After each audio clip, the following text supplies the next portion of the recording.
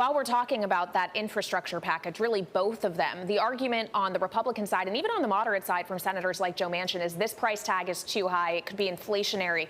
Is this a Biden administration that, with this focus on gas prices, is worried about inflation?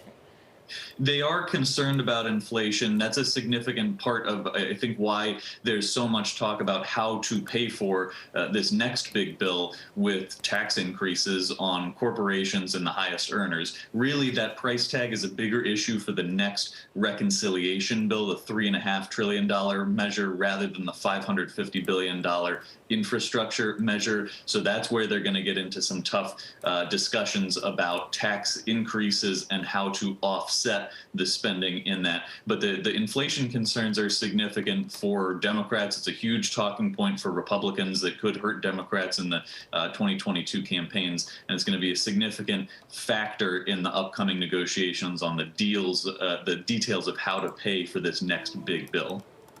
Yeah, and Jack, what I think is very interesting is the rebel senators Manchin and Sinema. Their concerns with spending are the inflation it could drive, but the Biden White House can counter.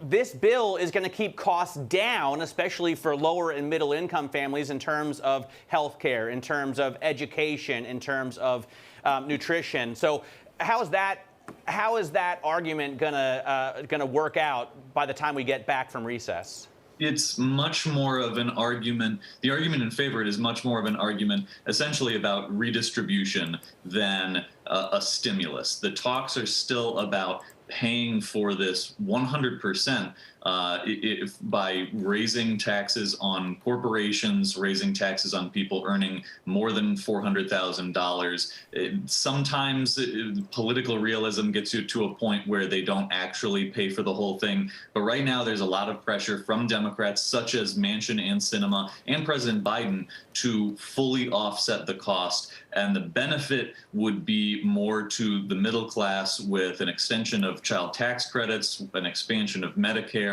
that kind of thing. So, yeah, the inflation issue is a significant part of this. And you could see the package potentially shrink if they're not able to come up with enough pay-fors to fully offset a $3.5 trillion bill.